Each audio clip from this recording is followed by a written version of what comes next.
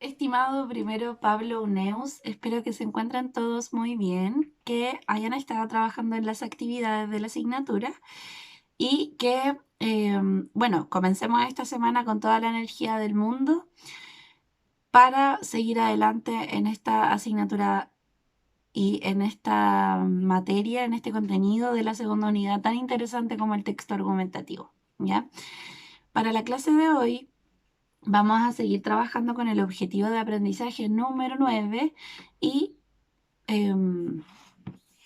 que buscaba analizar textos con finalidad argumentativa, ¿cierto? Y también vamos a realizar la lectura de un texto sumamente bueno que nos va a dar mucho, nos va a dejar demasiado espacio para poder analizar y para poder opinar, para poder generarnos una opinión, valga la redundancia, eh, al respecto de lo que vamos a ver. Así que los invito. Chicos, antes de comenzar esta lectura, ustedes van a ir a buscar sus cuadernos y van a apagar cualquier aparato distractor, ¿ya? Y también van a traer, si es que tienen una libreta aparte para los glosarios que hacemos de los textos, la pueden traer también. Vamos.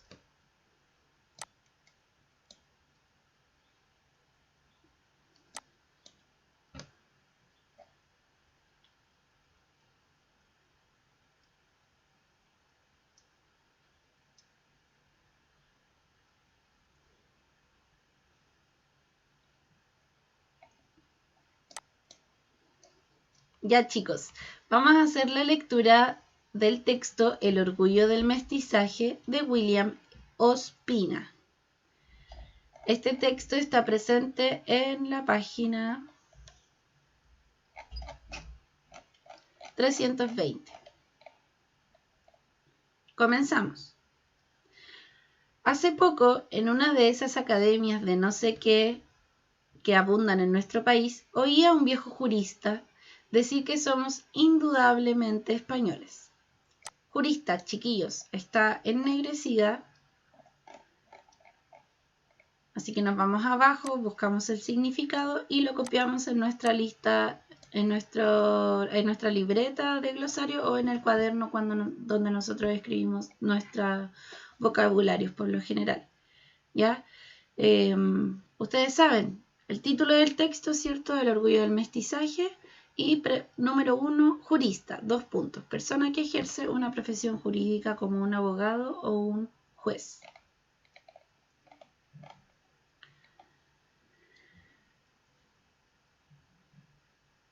Oí a un viejo jurista decir que somos indudablemente españoles. Recordé entonces una frase de Borges, Jorge Luis Borges, ¿cierto? Un autor latino, quien, al ser tratado de hispano en alguno de sus viajes, contestó: lo siento, yo no soy español. Yo hace 150 años tomé la decisión de dejar de ser español.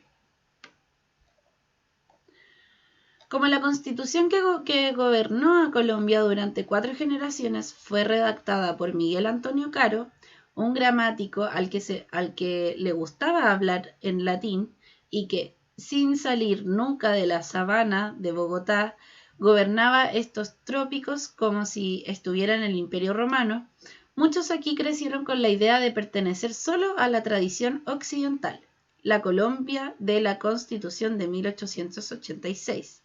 A la que anhelaba tanto volver este gobierno, regía un país en el que no había indios, ni griegos, ni selvas, ni caimanes, ni anacondas, ni jaguares, ni samanes, ni ceibas, ni guamos, ni guásimos, sino no gobernaba esto, sino lo otro, que es lo siguiente: racimos de uvas, lobos que hablaban en el bosque con las niñas, cipreses, primaveras, otoños e innumerables ruiseñores. ¿Qué pasa? ¿Cómo? ¿Por qué existen otros elementos en vez de los que deberían existir? ¿Por qué hay elementos extranjeros o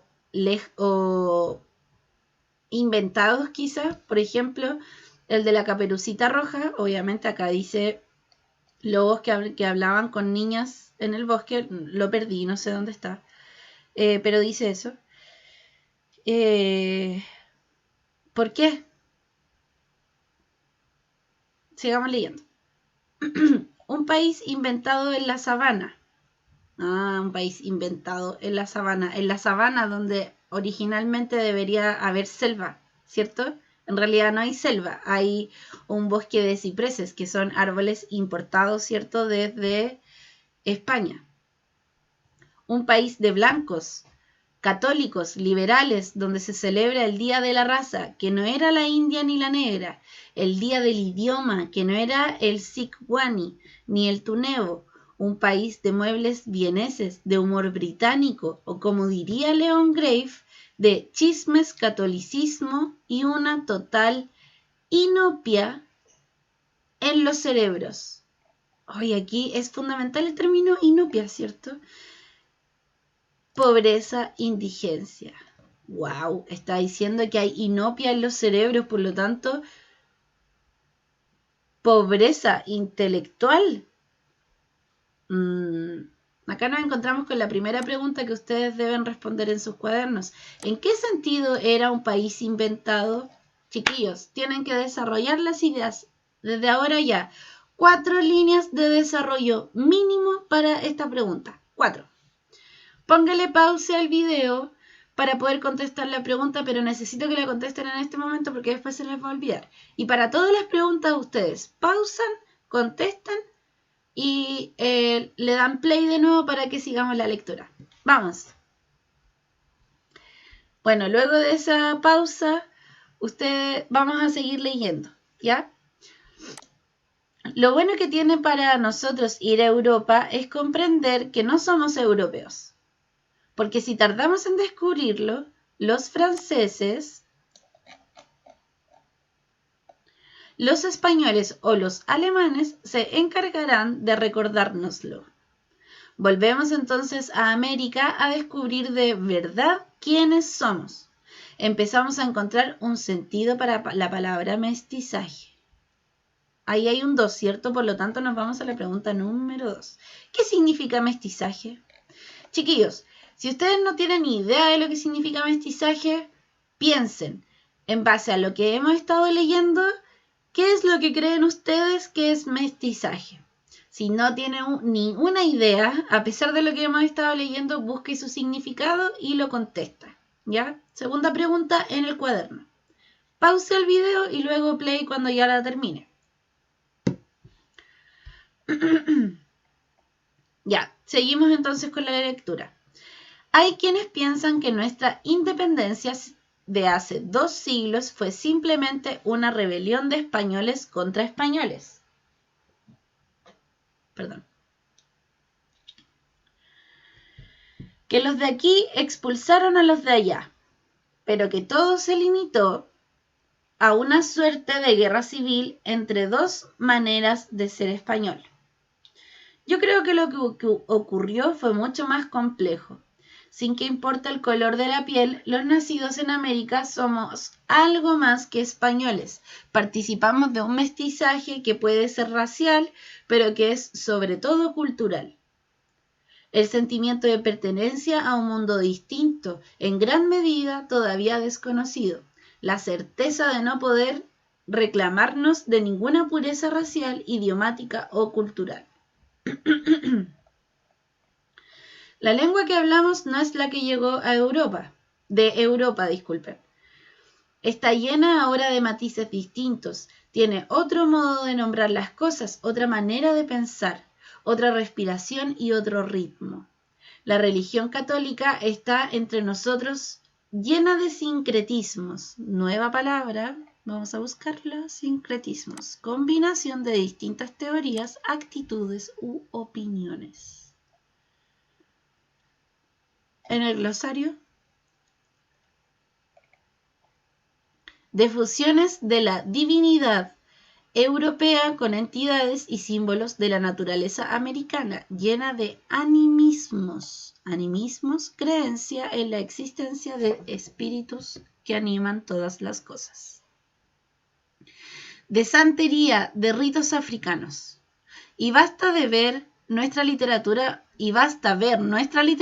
para entender que Pedro Páramo, 100 años de soledad, o El Aleph de Borges no habrían podido escribirse en España. Chiquillos, ¿por qué no se habrían podido escribir en España? Yo les cuento. Yo les voy a contar.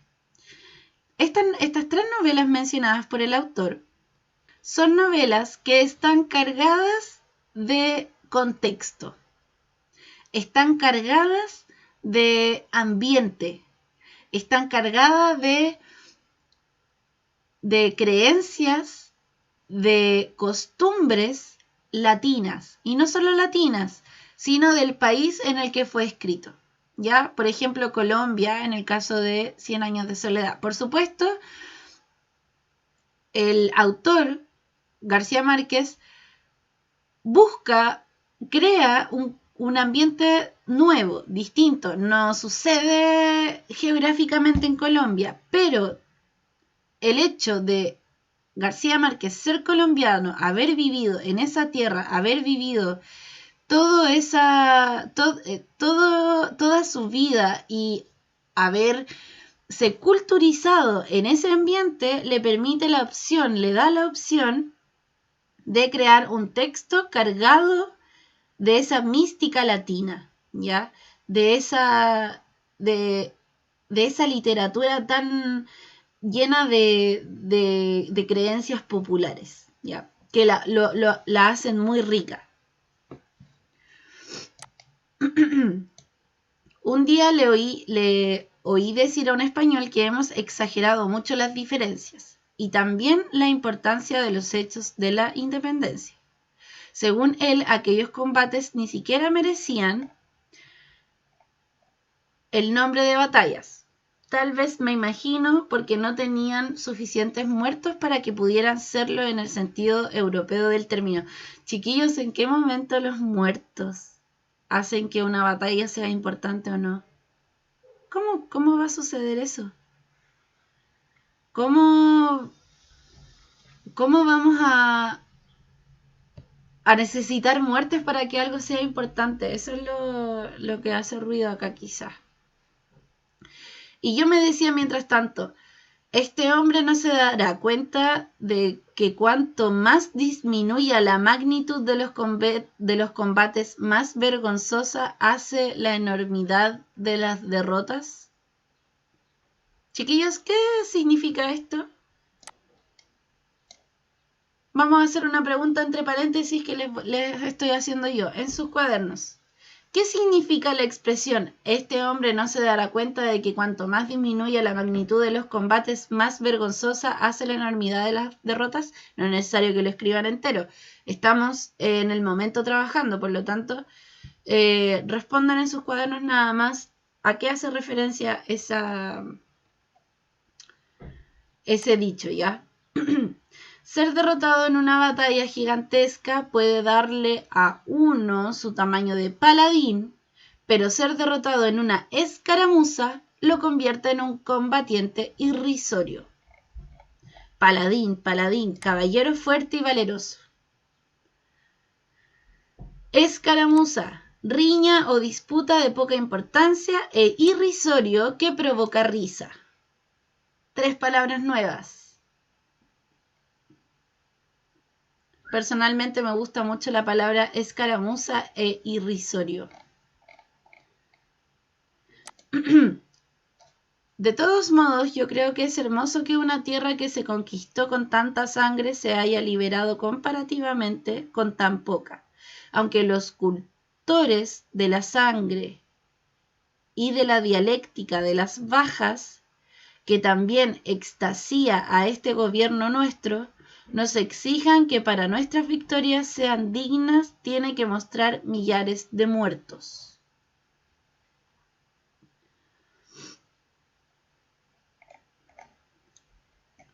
Cultores, defensores, dialéctica en un enfrentamiento, apelación a algún tipo de violencia.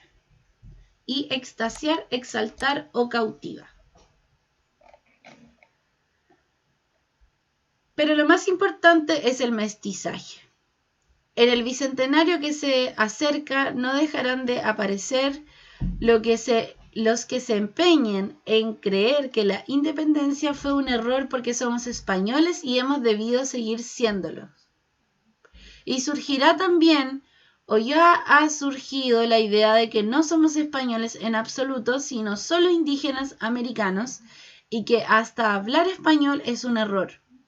Ambas posiciones se empeñan en negar el mestizaje, que es lo que más ampliamente somos en el continente. Mestizos. Es tarde para salir a decirle a Colón que no desembarque. Las religiones cristianas, la lengua castellana, las instituciones republicanas debidas a la Revolución Francesa son ya parte irrenunciable de nuestro ser. Pero la memoria indígena, las tradiciones, los mitos y los conocimientos de las culturas milenarias de América también nos pertenecen y tienen que ser interrogadas, asumidas y defendidas por nuestra cultura continental. Eso es algo que se pierde, chiquillos, que ojalá en las generaciones nuevas se trate de resguardar. Bueno, en mi generación al menos se respeta, pero no se estudia mucho. ¿Qué pasa con nuestras raíces? ¿Qué pasa con nuestros mapuches, chicos? Son una cultura tan importante, tan rica, tan llena de mística, de historia, de respeto por la naturaleza. ¿Qué pasa con todo esto? Se pierde tanto. Ojalá comenzar a ser un poco más valorada. Tan grave es negar lo español como negar lo indígena y lo africano. Lo mismo que el aporte de tantos generosos y creativos inmigrantes que llegaron después. Lo nuestro es el Aleph de la modernidad, en el que todas las tradiciones caben, y no tenemos derecho a renunciar a una sola tradición ni a irrespetar ninguno de los elementos sagrados de la cultura. Por eso es tan grave que siga pisoteando a los indígenas en nuestro suelo, lo que les estaba mencionando, y se les diga negando su originalidad, su importancia como ciudadanos y su primado como protectores de una parte esencial de nuestra memoria. Primado, superioridad, ventaja. Pero necesitamos algo más amplio que el indigenismo. Él debe respetarnos en nuestra integridad, de reconocernos plenamente y de darle un lugar a cada elemento de lo que somos en el diseño de nuestro presente. Texto recuperado el 12 de mayo del 2016. El Espectador. Chiquillos, entonces, respondemos solamente 2 preguntas de este texto, más el glosario, por supuesto. Y tengo que solicitarles la siguiente actividad para este texto. Así como lo trabajamos en la guía anterior, que fue nuestra primera evaluación formativa, hicieron un mapa conceptual, ¿cierto? Hicieron un mapa conceptual sobre la carta al director que leyeron. Pues ahora vamos a hacer también un mapa conceptual para seguir la misma línea, pero vamos a trabajar un mapa conceptual del texto que leímos, ¿ya? Y esto va a dar pie y va a permitir que ustedes puedan hacer después un mapa conceptual con el texto que vamos a leer la próxima clase para que ensayen, ¿ya? Porque la próxima clase también va a ser si no me equivoco, sí, es un mapa conceptual de evaluación formativa, ¿ya? Por lo tanto, es lógico que ensayemos primero, que trabajemos primero cómo debería ser y luego que ustedes lo entreguen como una evaluación formativa. Entonces, chiquillos, la idea es que ustedes deben construir un mapa conceptual en el que obviamente deben exponer los siguientes elementos. Lo que vimos en el primer Power que yo les subí, ¿cierto? La tesis, que era el punto de vista que se afirma, ¿cierto? Los argumentos, las opiniones, los hechos, ¿ya? Todos esos elementos, si se me queda alguno, no creo, pero si se me queda alguno, ustedes deben incluirlo también. Es un mapa conceptual con el contenido de este texto. ¿Cuáles son las opiniones de este texto? ¿Cuáles son los hechos de este texto? ¿Cuál es la tesis de este texto? ¿Ya? Busquemos, trabajémoslo y luego me lo tienen que enviar a mi correo. Esta semana es corta, por lo tanto les solicito que este texto esté en mi correo, por supuesto, hasta el día. Puedes enviármelo el día jueves, pero es feriado, así que me lo puedes mandar el día miércoles, ¿ya? Lo espero, necesito revisarlo para luego, para que después no tengan malo o no se equivoquen en cosas que pudieron solucionar en el mapa que se va a tomar como evaluación formativa, ¿ya? Espero que estén súper bien, que les haya gustado el texto, es sumamente interesante y... como les dije, da para opinar bastante, ¿ya? Un beso, que estén muy bien. Chao, chao.